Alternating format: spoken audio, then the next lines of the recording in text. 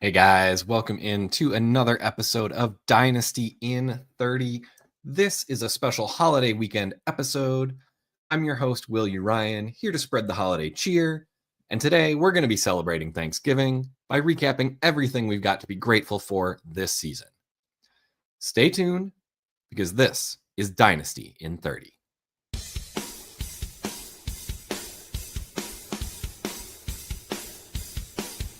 You're watching Dynasty in 30, only on Fantasy Now Plus.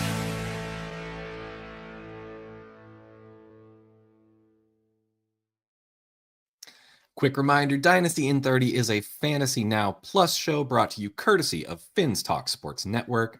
You can catch it every Saturday on the Fantasy Now Plus YouTube channel or on FTSN Extra or on the Twitch channels. Make sure to check out all of our shows coming at you throughout the week, each and every day. You can find the lineup on the website at www.fantasynowplus.com. In addition to all of the weekly shows, there is a ton of written content covering waivers, start-sit decisions, DFS and underdog content, and much more available throughout the season. For those who have yet to sign up, you can use the code on the screen. You play $5, get $100 in bonus funds at Underdog using the code FN+. Today, as I mentioned, we are going to be talking through all of the things that we have to be thankful for. Remember, this is a Dynasty show, so it will be a little bit Dynasty focused, but it's been a good year. It's time to celebrate, talk about the things that we're thankful for. I'm going to start off with running backs because that's kind of been the key to the season so far, in my opinion. I'm thankful for the boring old boys club. If you look through the top 12 running backs right now, there's a lot of really, really familiar names. A lot of guys who are 25, 26 or older, been around forever, but they just keep producing. In PPR leagues, we're looking at Christian McCaffrey, Jonathan Taylor, James Cook, Josh Jacobs, Derrick Henry, Kyron Williams, and Saquon Barkley, all in the top 12 of running backs.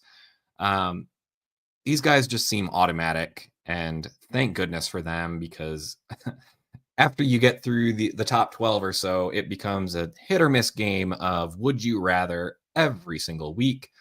But these guys are really set it and forget it.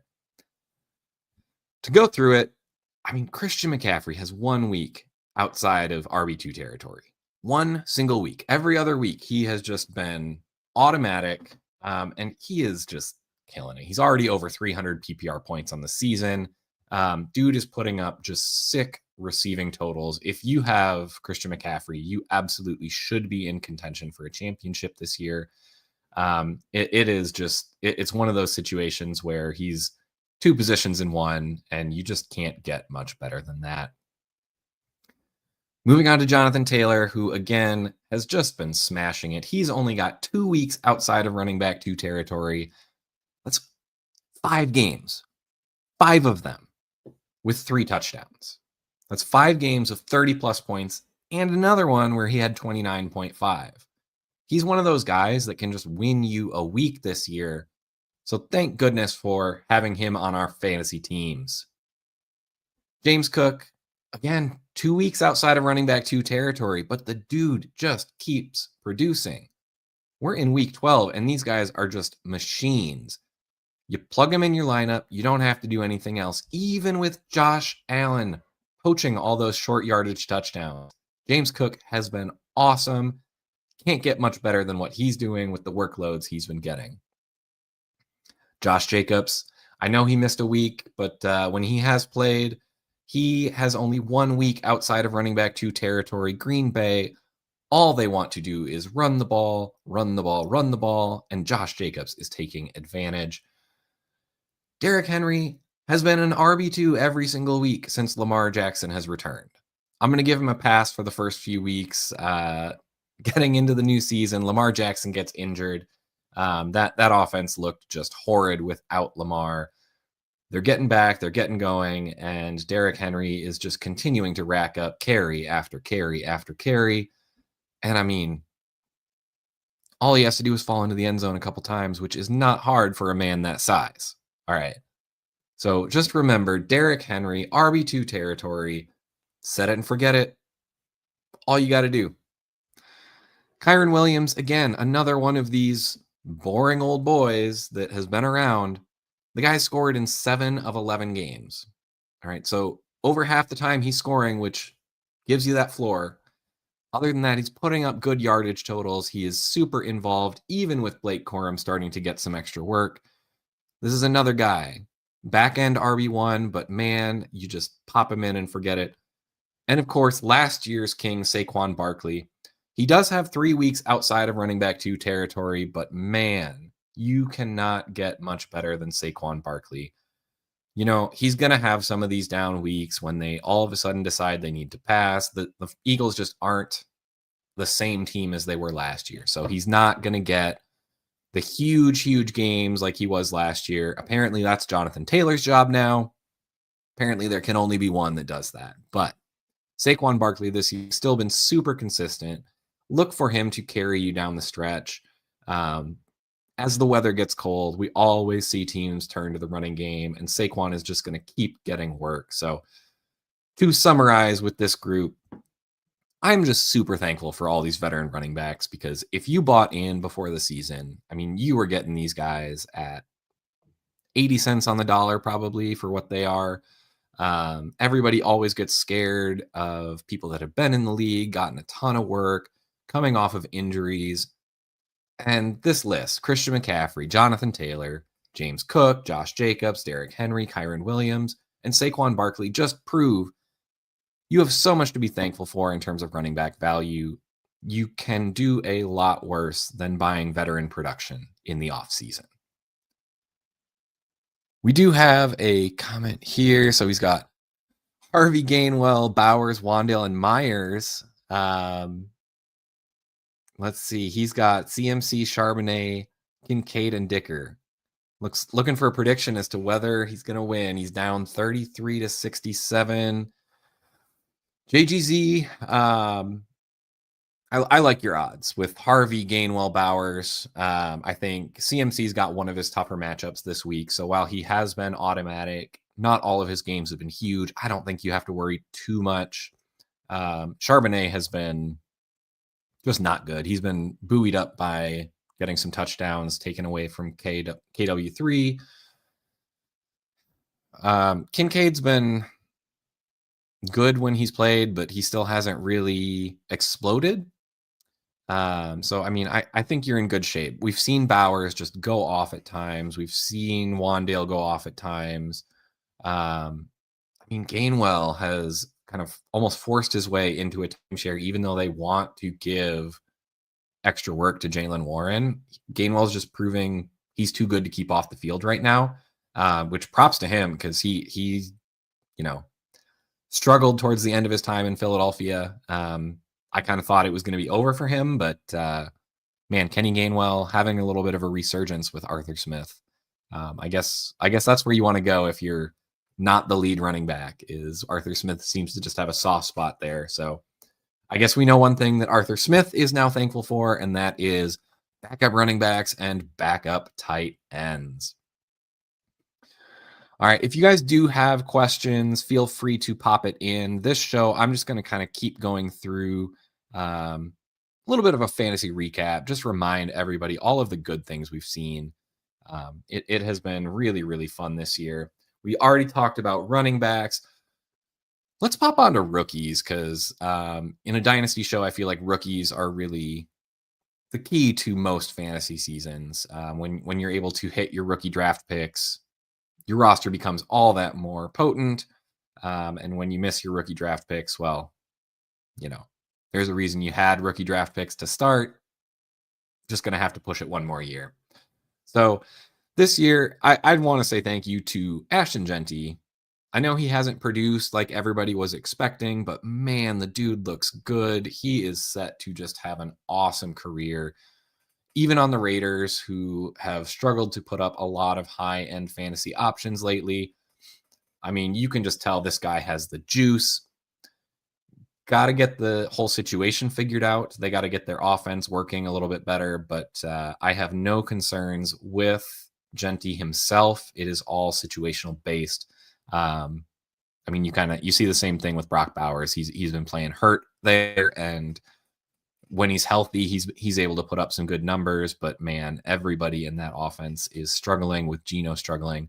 So don't be too scared about Ashton Genty. Just be thankful that we are getting dudes like him in the NFL, because the NFL is just fun to watch when we have elite talents coming in. You cannot get much better than back when, when Saquon was coming in with his explosion. I mean, Genty is one of those top tier athletic specimens.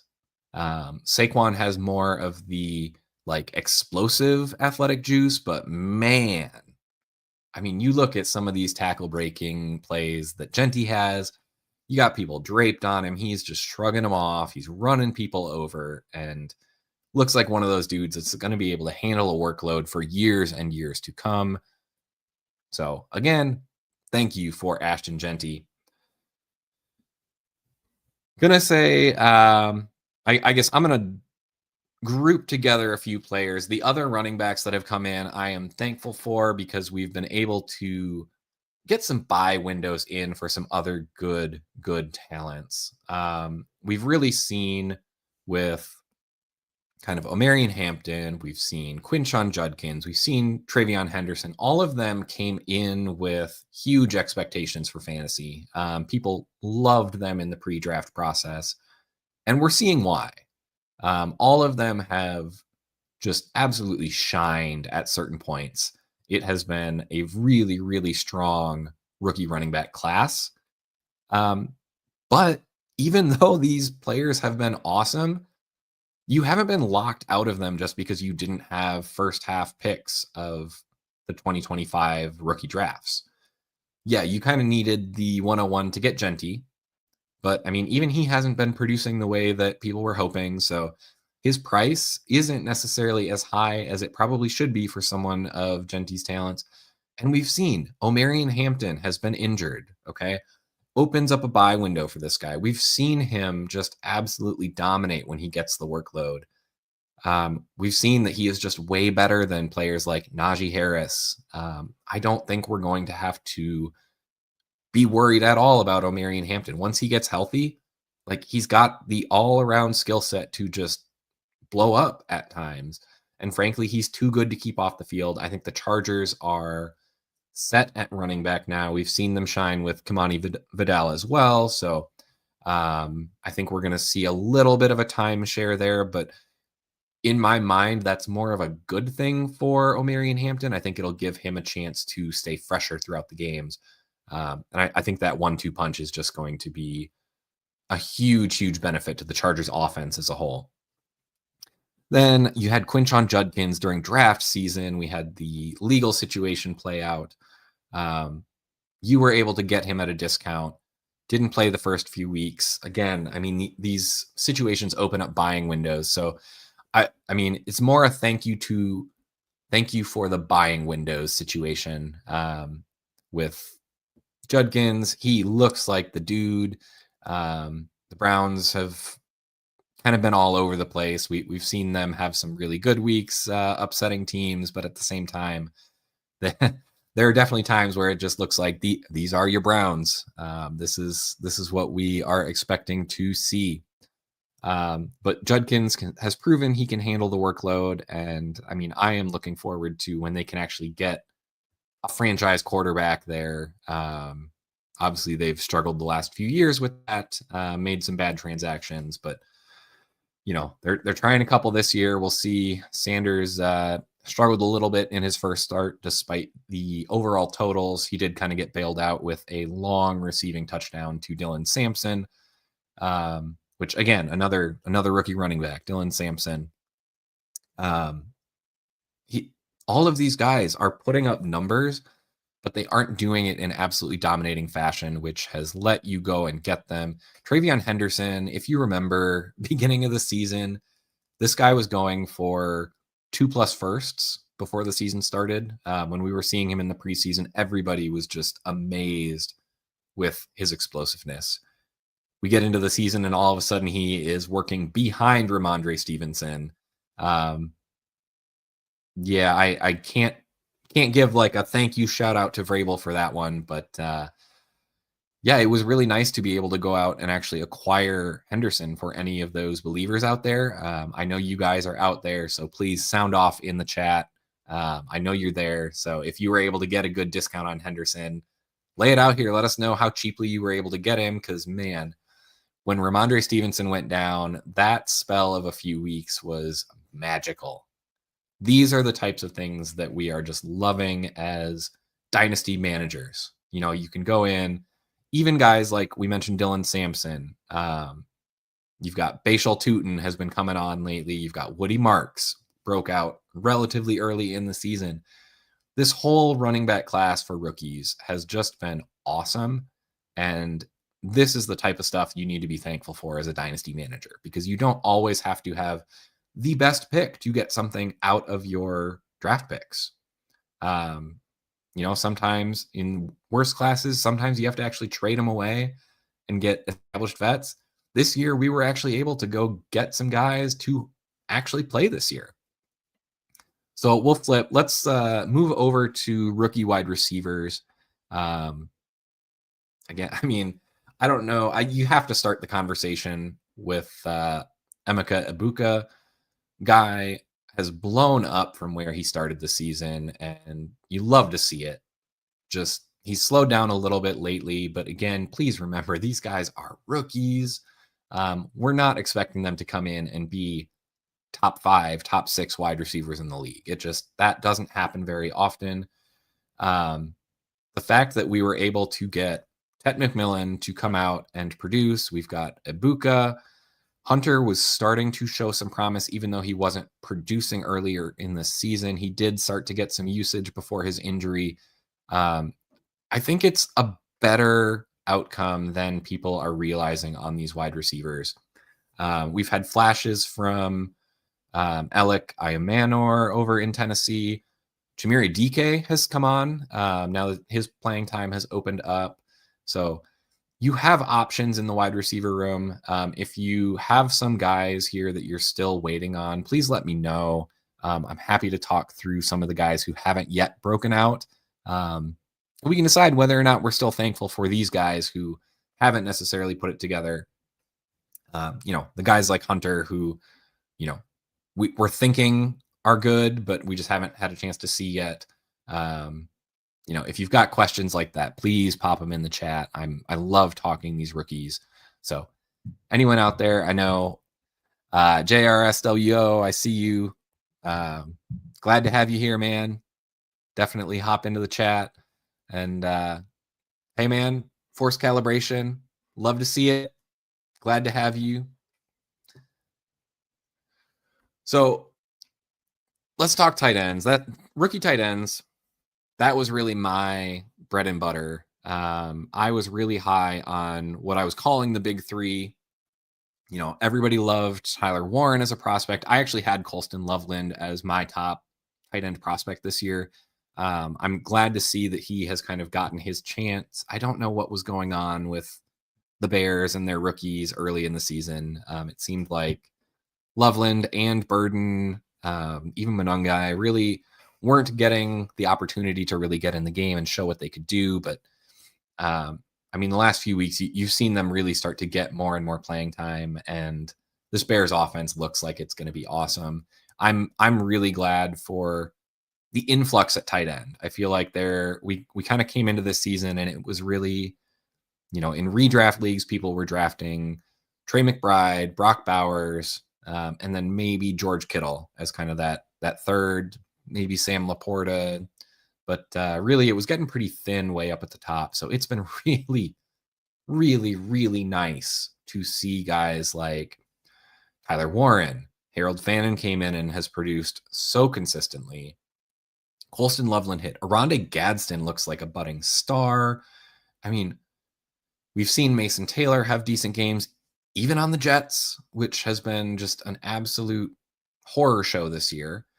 I mean, we've seen unheralded guys that have stepped up at the tight end spot. And you love to see that. These are the guys, this is the position that you can get a guy young, and they'll play until they're in their mid 30s. All right. We've got, I mean, Kittle's no spring chicken. He's still going to be able to keep playing. You've got Travis Kelce continuing to play into his mid to late 30s. We'll see whether he's able to come back more after this year, but I'm just happy to see the influx of talent at tight end from a fantasy perspective, because it gets kind of tough when there's only 2 top end options. If you don't get one of them, or you can't get one of them on your roster, like it's a big hole to dig out of every week. So it's been very, very nice to see.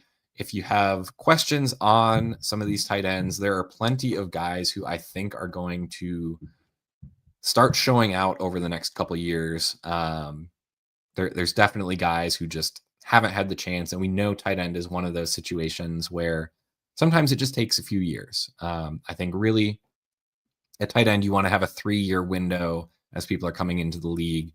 If they haven't done it in their first 3 years, it's unlikely they're going to be able to consistently do it later. But seeing all of the early hits over the last year, 2 years, it has been really, really encouraging. We've been very, very blessed to kind of see these guys come out. Brock Bowers coming out being a generational talent. Everybody knows that. But I think we were all expecting big things from Tyler Warren and Colston Loveland, and it looks like that's coming to fruition. Tyler Warren has been a beast, just absolutely stepped into a huge role on that Indianapolis offense. And I don't think many people saw that coming. I think Indianapolis is clearly one of those surprise teams this year. And I think Tyler Warren is a big piece of that. I think he was able to step in and really add that extra threat at the tight end position. They hadn't had that in years. I don't want to say that was like the missing piece. I don't want to take away from Daniel Jones's, renaissance, if it still gets called that. I know he's been struggling lately, dealing with injury. Sounds like he's going to be able to gut it out despite his leg injury. So expect Tyler Warren to be able to keep going throughout the season. I think he's sitting at like tight end 4 on the year. So Justin, if you're out there listening, he is not a top 3 tight end. You better hope he can put it together the last few weeks. But I don't know. You got greedy after starting at top 6 and moving into top 3. Quick switch. Moving on from the rookies, let's also go back and thank the crusty old men. For those playing in Superflex leagues, I know you guys all remember every year the old quarterbacks, right? The old quarterbacks nobody wants. Okay, but you can always go out and buy them for a second, a couple of thirds towards the beginning of the season, right? You got guys like Aaron Rodgers, Matthew Stafford, right? You can just go and get all of the backup QBs for essentially free. These guys help you win championships. When you're ready to have the QB production, like go out and get some of these old guys. I mean, you saw what Joe Flacco was doing until Burrow came back this week. There's something to be said for veteran QBs who are able to understand defenses and feed playmakers. They don't have to be young. You don't have to get multiple years out of them. But if you're ready in a year and you're looking at your QB spot, don't be afraid to just go trade some middling pieces and get some of these veteran guys, because you're going to get those weeks where people are throwing 4 touchdowns, 5 touchdowns, just putting up huge yardage totals. We saw Matt Stafford just go on that tear for a few weeks where he was throwing at least 3 touchdowns every game. It works.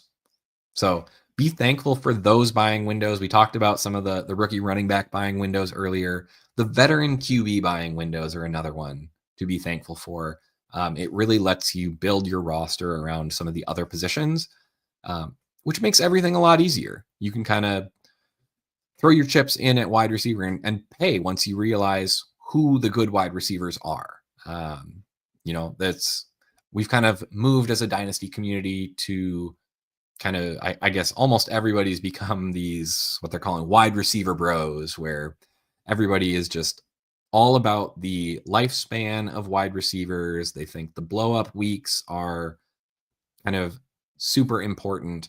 So you can actually go and pay those prices that everyone's forcing you to pay for these wide receivers, and then still get your kind of bargain guys at running back. You know, you pay for the old running backs, you pay for the old quarterbacks. All of a sudden, you can spend the rest of your capital on wide receivers. You can spend on an elite tight end. Get these guys, solidify your roster. So just be thankful for, I guess, let's generalize it to market inefficiencies.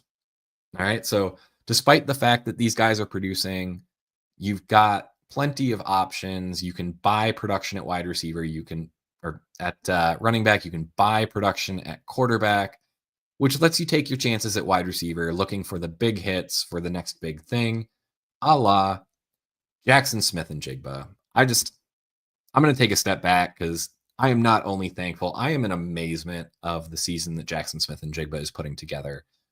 The dude has been balling out. And if you look at Seattle, like there is nothing all that special about this offense. So, Sam Darnold, I think people were really questioning if he was going to be good enough outside of the Minnesota system. He has been playing great. So props to Sam. Absolutely props to JSN, who seems to get open just at will. Doesn't matter who's on him. Doesn't matter what the game plan is. He seems to be breaking big touchdowns every game. Just a target monster. Last I checked, he was over 4 yards per route run. And to put that in perspective, over 2 is a pretty elite number. So the fact that he's doubling that up this year is just incredible. The volume on their passing attack just isn't even close to where it could be.